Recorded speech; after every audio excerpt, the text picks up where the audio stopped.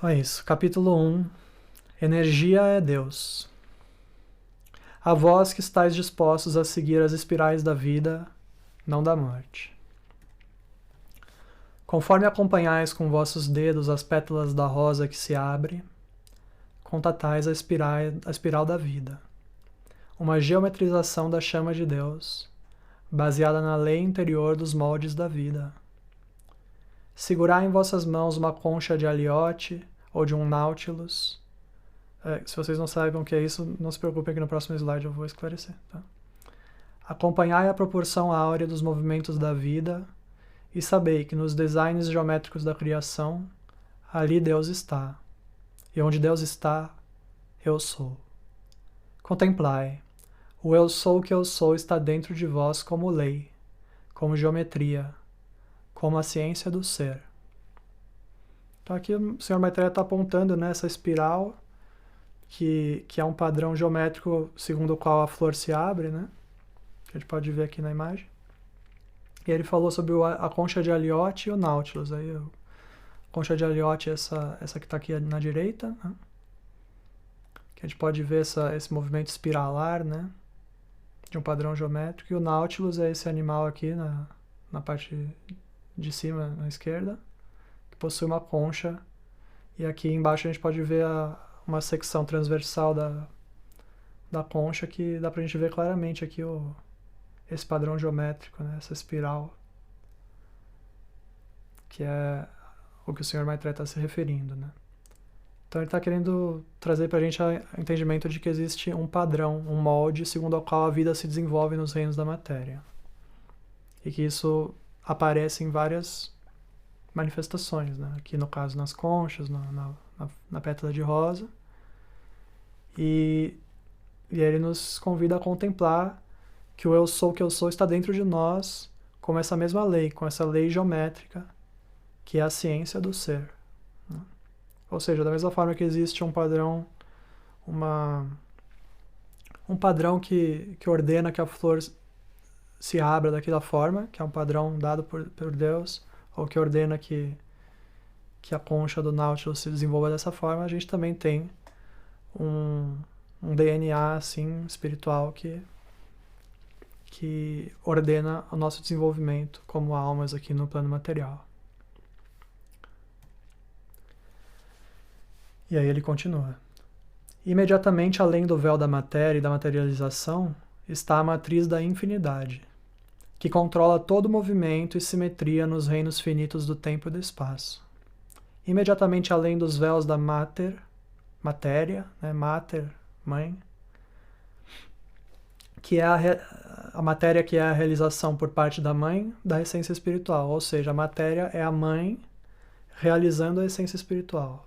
Né? Para além de tudo isso, para além desse véu da matéria, está a névoa de fogo cristalino, está a essência do ser. Imortalmente brilhante, o eterno agora confere a qualidade de permanência à manifestação transitória. Que é uma colocação bem profunda, né? Ou seja, a Tamires falou um pouquinho sobre isso também nos primeiros estudos, né? Sobre a relação entre a matéria e o espírito. E aqui o Sr. Maitreya está falando sobre isso, né? Trazendo esse mesmo entendimento de que existe a matéria, que é a manifestação, e existe o espírito, que é o imanifesto. Né? E aqui o Sr. Maitreya se refere a esse manifesto como névoa de fogo cristalino. Ou seja, tudo aquilo que é manifestado se inicia nessa névoa de fogo cristalino. É o imanifesto, né? Que é a essência do ser.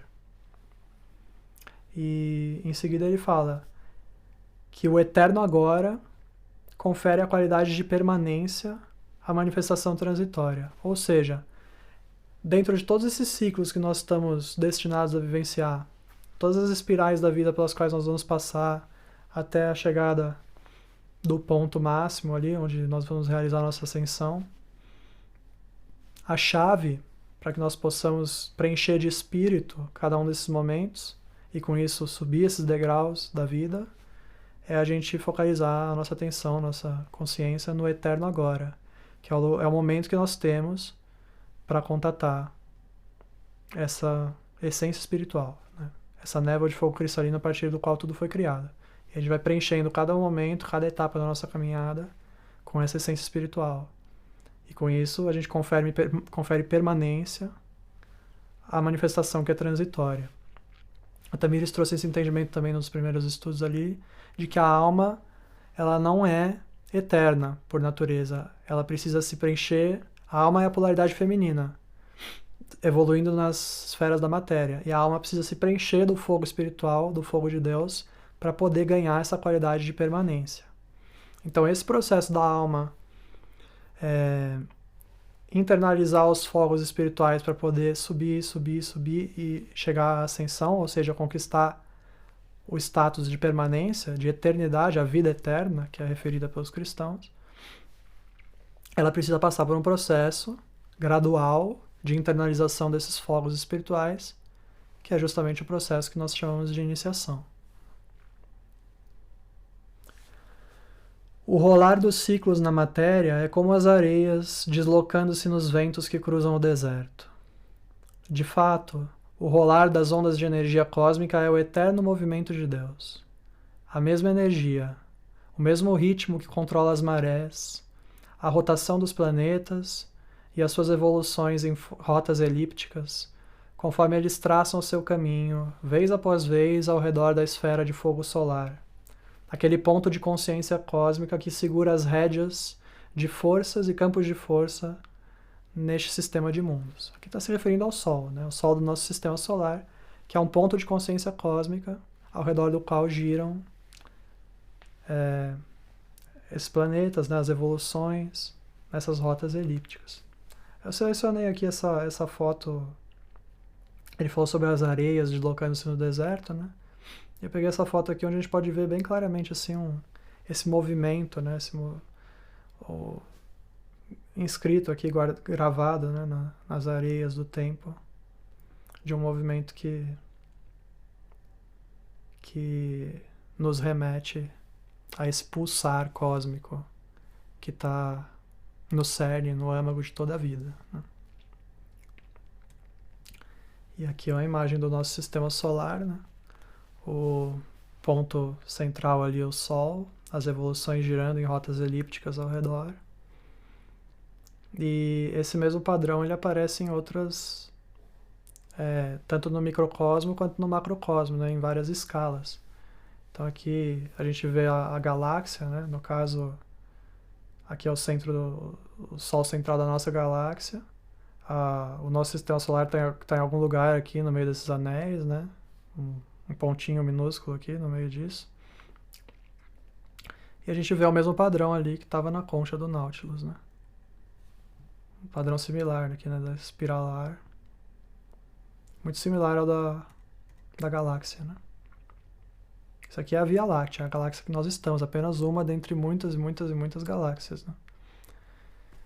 E o muito interessante é que se a gente começar a expandir mais e mais nesse macrocosmo, né? Começar a chegar nos superclusters de galáxias, né? Dá para expandir muito, assim, e a gente hoje a ciência avançou a ponto de conseguir fotografar essas realidades, né? Com o telescópio Hubble. E aí, quando a gente chega no nível mais macrocósmico de todos, a imagem se assemelha um pouco a redes neurais, assim, é muito similar às imagens dos neurônios, assim, as conexões de neurônios. Isso é bem interessante. Pra mim isso aí já tô falando assim uma coisa que eu interpreto, tá? Isso não tá no livro do Sr. Maitreya, mas na minha interpretação é um símbolo, assim, disso que o Sr. Maitreya tava falando, né? De que a gente tem dentro de nós, da mesma forma que o Nautilus ali tem aquele padrão, nós temos dentro do padrão do nosso cérebro, da nossa mente, do cérebro mesmo, físico, né? Nós temos esse padrão aí que guarda todo o universo dentro dele, né? Na escala mais macrocósmica. Ou seja, o microcosmo reflete o macrocosmo e vice-versa. E aqui eu trouxe... Nós não vamos entrar muito a fundo nesse estudo aqui, até porque é uma coisa bem profunda, mas tem uma questão aqui que é similar também, que é o ovo cósmico. Nessa imagem aqui, É como se fosse uma imagem que vai além do universo manifestado. Inclusive está falando sobre vários universos. Então aqui são esferas concêntricas de manifestação. E o nosso universo é colocado aqui como se fosse apenas uma coisinha muito pequena, assim. Ou seja, tem um nível muito, muito maior, que aí já entra para além do universo manifestado. Nós estamos realmente entrando nas esferas espirituais, onde também tem gradações e níveis pelos quais a energia espiritual vai descendo, descendo, descendo até poder se manifestar. Né? E aqui eu trouxe essas duas imagens juntas porque eu achei bem interessante, assim, como essa imagem do ovo cósmico é similar à representação aqui do átomo, né? Então a gente está lá no ovo cósmico, na esfera mais macrocósmica de todas e até para além do cosmo manifesto, né? Entrando nessa esfera espiritual e manifesto. E isso também está na esfera mais microcósmica de todas, que é o átomo, né? Essa representação do átomo ela não é exatamente muito correta cientificamente, mas não vou entrar muito a fundo nisso, né? Porque na verdade os elétrons eles não orbitam da mesma forma que os planetas, eles se movimentam de uma forma mais caótica, assim, né? É como se fosse um enxame de abelhas assim aparecendo e sumindo ao redor do núcleo, né? Mas é uma representação que costumam representar dessa forma para ficar mais simples, assim. Né? E aqui retomando as palavras de Maitreya. Energia é Deus. Quão gloriosamente o encontramos em toda a vida. Movimento organizado, sistematizado, aleatório e ao mesmo tempo rítmico. Energia é Deus. Confinado e ainda assim não confinado à matéria. Eu trouxe também o átomo aqui porque é um exemplo desse movimento que é aleatório e ao mesmo tempo rítmico, né? Na esfera do átomo a gente vê assim que existe essa coisa assim meio que parece aleatória, a gente não consegue realmente descrever de forma precisa o que acontece. E os cientistas fazem o quê? Eles criam esferas de probabilidade onde onde o elétron pode aparecer em um determinado momento. É como se tivesse um enxame de abelhas assim, e você vai tirar uma foto. E aí aquela abelha vai estar naquele momento vai estar naquele lugar. E aí eles tiram várias fotos, depois fazem um cálculo de probabilidades para ver onde essas abelhas estão aparecendo, onde esses elétrons estão aparecendo. E então, na verdade, essas esferas que são colocadas aqui não significa que o elétron vai estar orbitando da mesma forma que um planeta orbita, mas que ele pode aparecer em qualquer lugar dentro. Quer dizer, a probabilidade dele aparecer dentro dessa esfera tende a 100%, assim, né? Ou seja, é muito difícil ele aparecer em algum lugar fora dessa esfera, né? É dessa forma que os cientistas estudam o átomo, né? Que é um movimento, como está colocado aqui, aleatório, mas que possui um certo ritmo, uma certa previsibilidade. Eu quero deixar uma recomendação aqui desse documentário, Cosmos, Uma Odisseia no Tempo e Espaço. É um documentário magnífico, liderado pelo astrofísico Neil deGrasse Tyson e narrado por ele.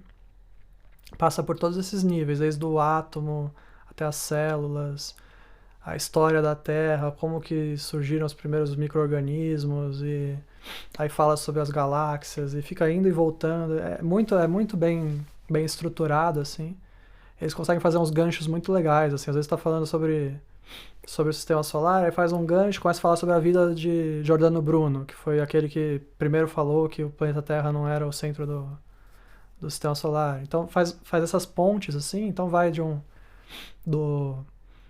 falando sobre astronomia, de repente está falando sobre história. Aí de repente fala sobre a religião e o porquê que perseguiram ele. Aí pega um gancho daqui e vai para ali. É muito interessante, assim, né? E acaba passando por várias áreas do conhecimento. E traz muito esse sentimento de contemplação, assim, porque mostra tantas maravilhas do universo, as maravilhas de Deus manifestas, assim, né? Na matéria. Que a gente assiste, assim, acaba ficando, no final, dá um sentimento de expansão, assim, de contemplação, né? Então, continuando com as palavras do Sr. Maitreya.